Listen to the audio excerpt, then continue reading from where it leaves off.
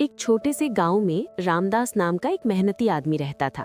वो रोज सुबह सूरज निकलने से पहले उठ जाता और खेतों में काम करने चला जाता। उसकी पत्नी का कई साल पहले देहांत हो चुका था, इसलिए वो अपने इकलौते बेटे मोहन को अकेले ही पाल रहा था। रामदास चाहता था कि उसका बेटा पढ़ लिख कर बड़ा आदमी बने, ताकि उसे उसकी तरह मेहनत मजदूरी ना करनी पड़े। मोहन भी अपने पिता की मेहनत को समझता था। वो रोज स्कूल जाता, मन लगाकर पढ़ाई करता और घर लौटकर पिता के छोटे मोटे कामों में हाथ बंटाता।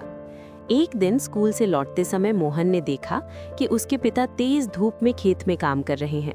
उनके माथे से पसीना बह रहा था, कपड़े मिट्टी से सने हुए थे और हाथों में छाले पड़े थे। ये देखकर मोहन की आंखें भर आईं। उसने मन ही मन सोचा, मेरे पिता मेरे लिए इतनी मेहनत करते हैं, मुझे भी कुछ करना चाहिए।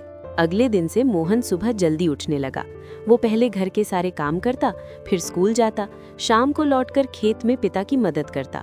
रामदास ने बेटे को रोकते हुए कहा, बेटा तुम्हारा काम पढ़ाई करना है, मैं मेहनत इसलिए करता हूँ ताकि तुम्हारा भविष्य उज्जवल बने। मोहन मुस्कुराकर बोला, पिताजी पढ़ाई भी करूंगा और आपकी मदद भी, आपने मेरे लिए बहुत कुछ किया है। रामदास बेटे की बातें सुनकर भावुक हो गया। समय बीतता गया, मोहन ने पढ़ाई में खूब मेहनत की। गांव में जो भी परीक्षा होती वो हमेशा पहला आता। लोग रामदास से कहते, रामदास तुम्हारा बेटा बहुत होनहार है, एक दिन बड़ा अधिकारी बनेगा। रामदास गर्व से मुस्कुरा देता, लेकिन वो पहले से भी ज्यादा मेहनत करने लगा ताकि बेटे की पढ़ाई में कोई कमी ना रहे।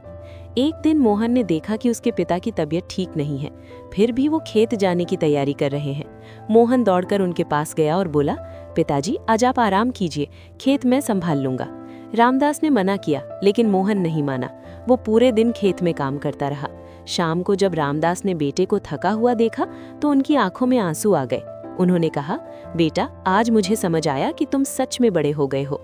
कुछ वर्षों बाद मोहन ने पढ़ाई पूरी की और शहर जाकर नौकरी की तैयारी करने लगा।